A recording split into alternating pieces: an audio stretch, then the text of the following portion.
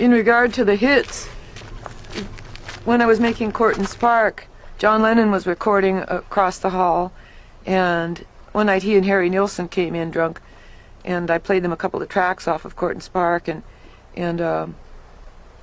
John turned to me after the playback and he said, "Oh, it's all a product of over-education. You want a hit, don't you? Put some fiddles on it. Why do you always let other people have your hits for you?"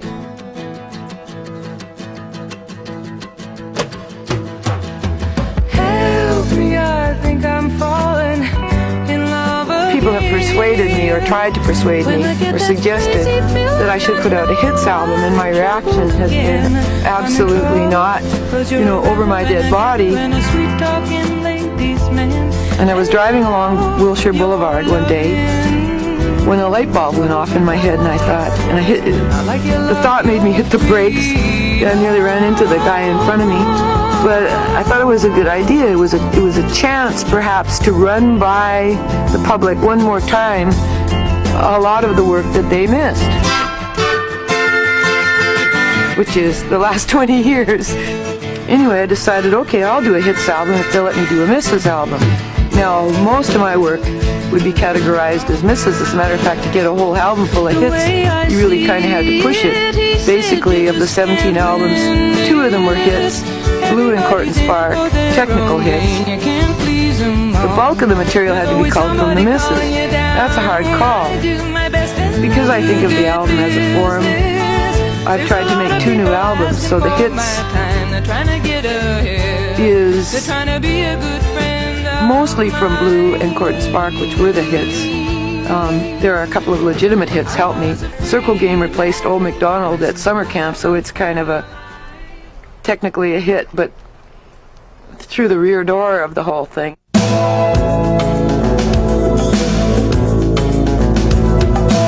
Nothing Can Be Done was a regional hit in Miami. It's a slow lambada. It's I knew it would be sexy to Latinos. It's got a certain kind of dance beat, and it's got a lot of passion. I like that song, believe in that song. I like to see that song rattling around as an oldie moldie.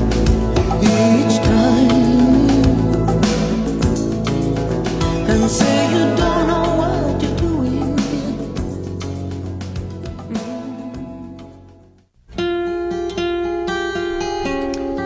Urge for Going was recorded for the first album. It was not released because at the time I recorded my first album, I had more than enough material I had probably 40 or 50 songs. It, I think, is, if not my very first song, it's one of the first 10 songs that I wrote. It's certainly the first one I thought, that's a song. When I was doing press in Toronto for the last album, a journalist came up to me and he said, "Raised on Robbery, that represented the birth of your sexuality." I said, "Are you kidding me? That's a story about an Indian hooker trying to pick up a John in a bar. You think that's my sexuality? Come home with me, honey. I'm sitting on my groceries."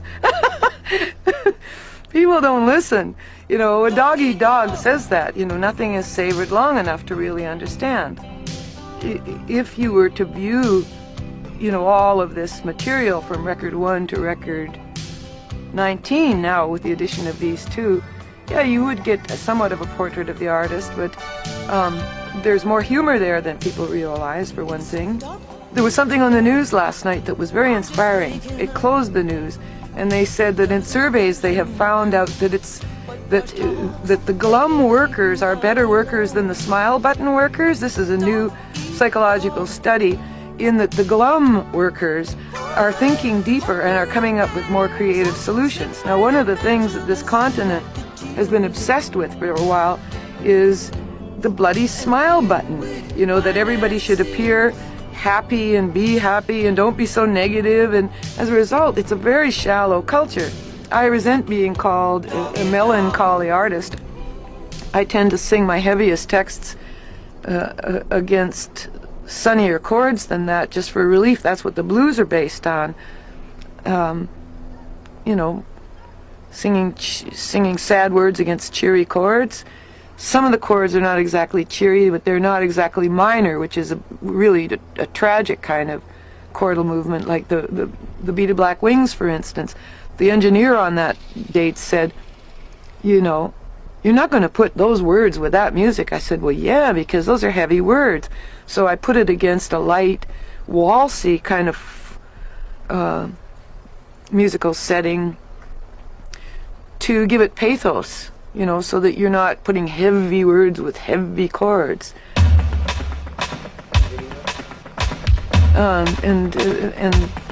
There's a video in which I play a young black soldier.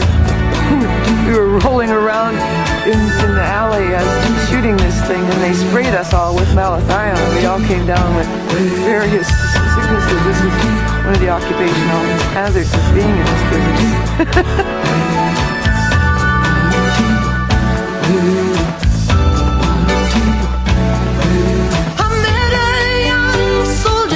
Said his name was Killer Kyle. He was shaking all over like a nice frightened child. This is a story, it's a tough one for me to sing. Hard as a spark in the flat, and the feel like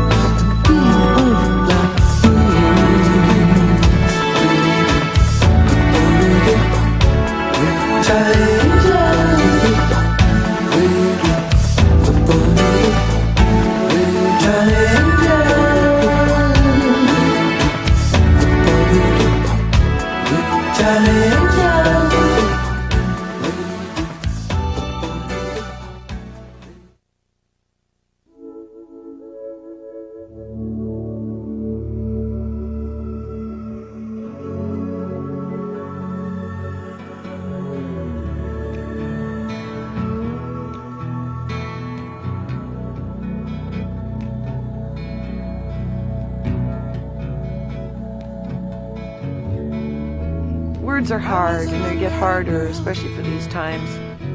I just turned 27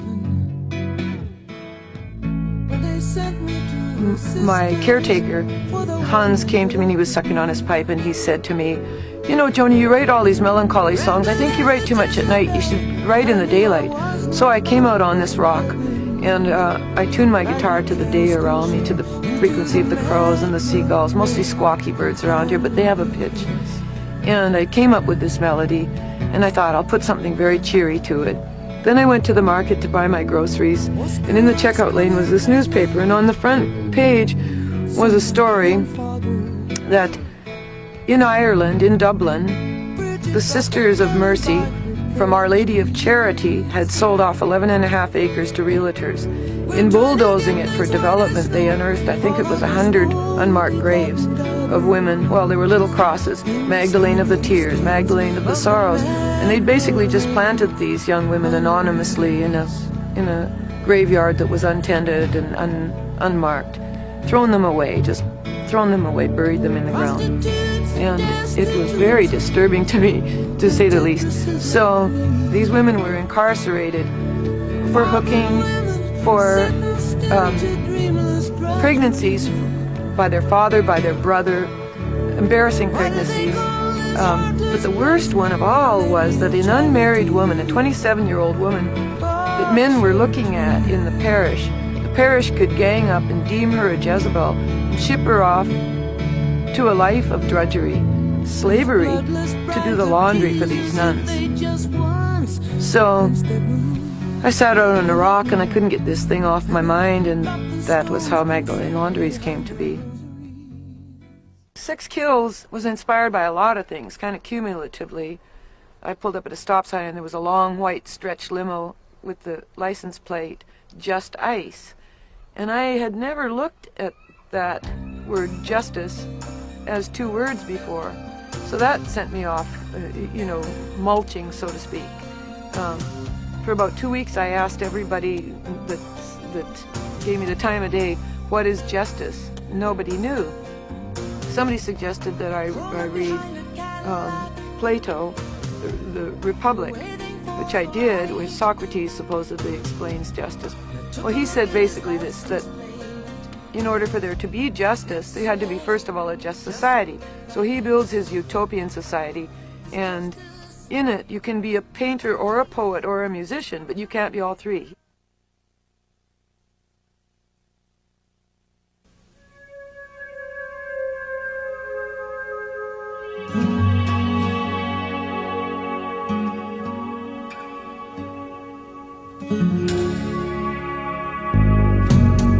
Back in 1957, we had to dance a foot apart, and they hawked at us from the sidelines, holding their rulers without a heart. And so with just a touch of our fingers, we could make our circuit be explode. All we ever wanted was just to come in from the cold. When I was a kid in Saskatoon, between the age of 12 and 18, I was a rock and roll dancer in Lindy Hop. We called it the jive on the east side of the town and the bop on the west side. At that particular time, which would be in the late 50s, public dances, of course, there were no holes barred, but school dances, they'd still come around with a ruler. If you were dancing too close, they'd stick a ruler in between you. Back in 1957, we had to dance a foot apart, the song begins, and that was technically true. They would stand on, they'd hawk-eyed you from the sidelines, holding their rulers without a heart. Which incendiary soul. But all I ever wanted was just to come in from the cold. Come in, coming from the cold. Please, come in, coming from the cold.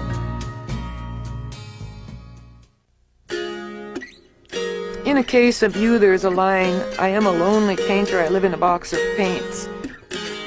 It was on the album Blue, which over time, I guess you would say, it was a hit album. It didn't come out of the chute strong, but over time, many people bought 4 or 5 copies. 4 girls accosted me in a bar one night and said, Joni, before Prozac, there was you. Woodstock Festival was anticipated by just about every hippie on the North American continent and probably the ones in Europe. It was heralded as a big event. Everybody wanted to go, and everyone who could did.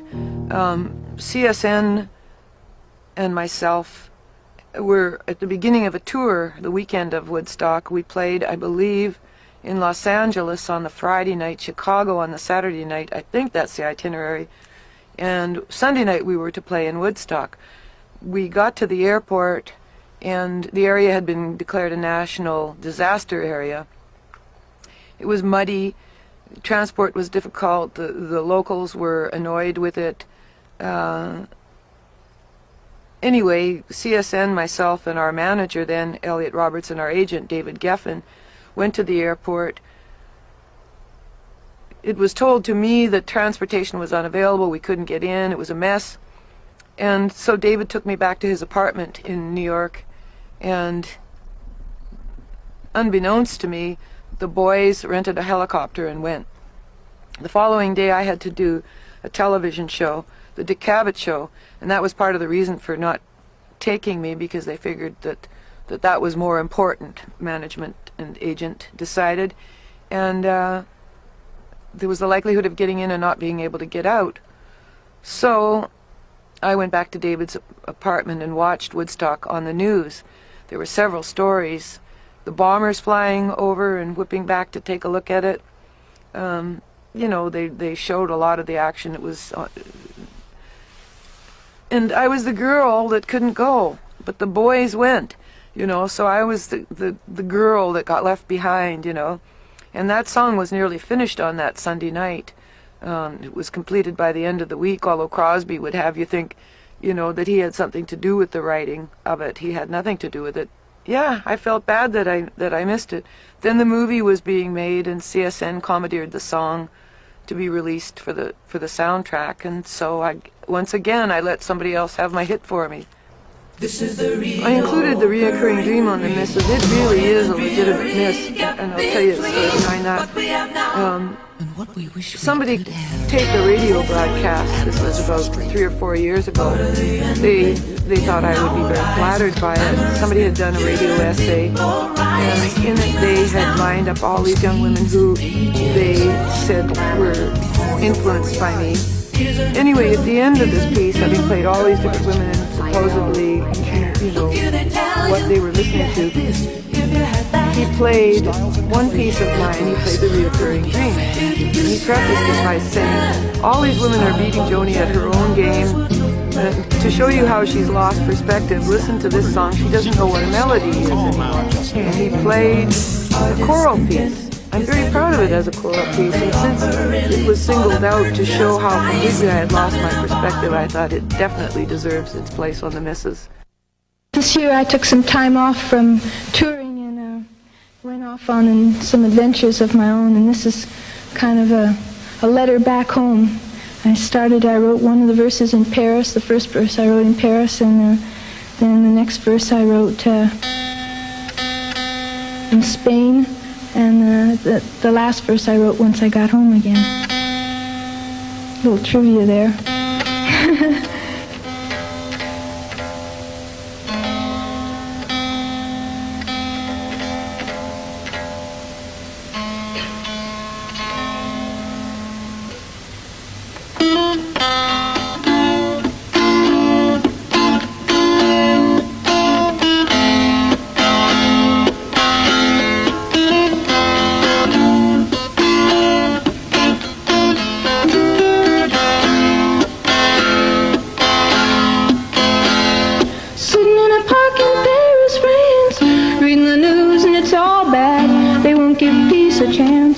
That was just a dream some of us had. Still a lot of lands to see, but I wouldn't want to stay here. It's too old and cold and settled in its ways here. Oh, but California, I'm coming home. I'm gonna see the folks I dig. I'll even kiss a sunset peak. California when I get home.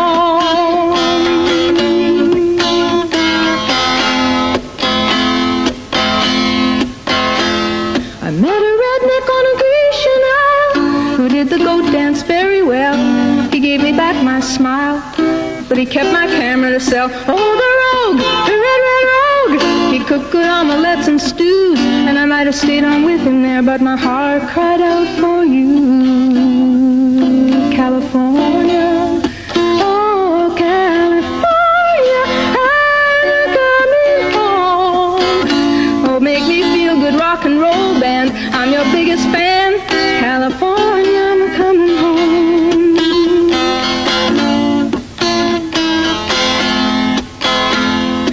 Oh, it gets so lonely when you're walking and the streets are full of strangers. All the news at home you read just give you the blues.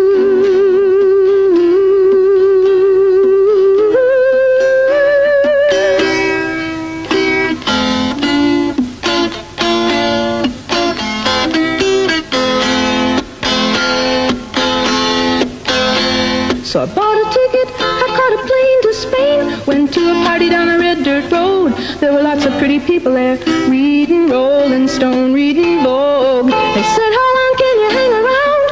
I said a week, maybe 2, just until my skin turns brown, then I'm going home to California. Oh, California, I'm coming home. Oh, will you take me as I am? Strung out on another man, California, I'm coming home.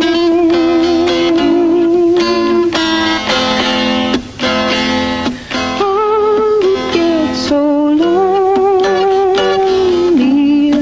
when you're walking and the streets are full of strangers.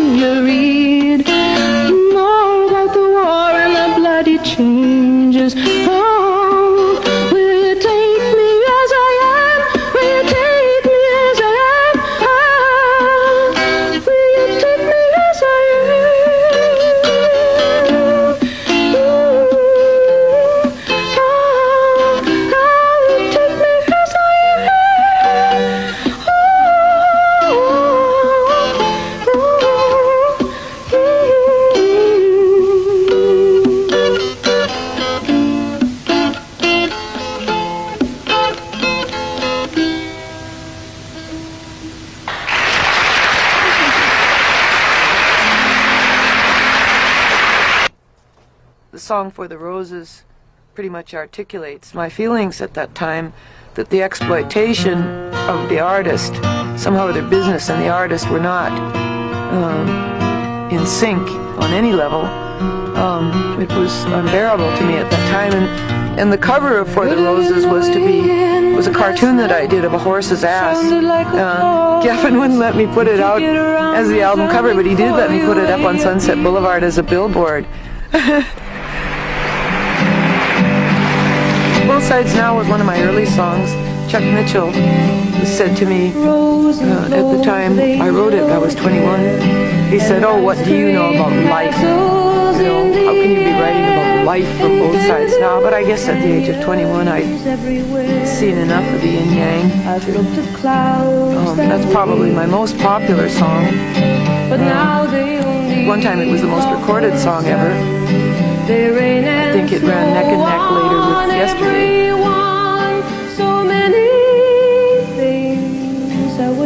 Mrs. album, in a certain way, is an attempt to give the old product that was overlooked another life.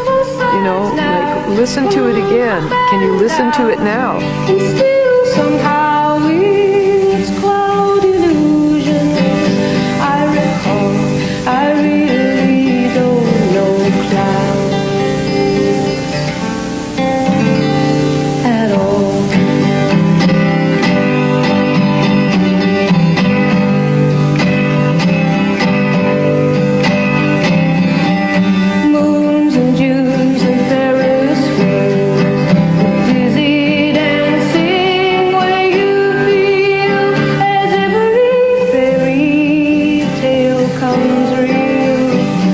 Looked at love that way, but now it's just another show. You leave them laughing when you go, and if you care, don't let them know.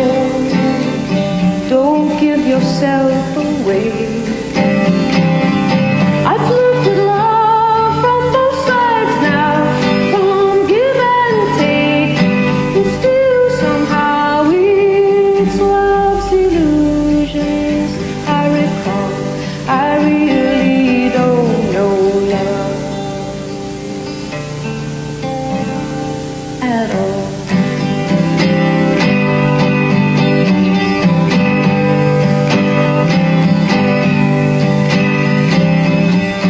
Tears and fears and feeling proud to say I love you right out loud.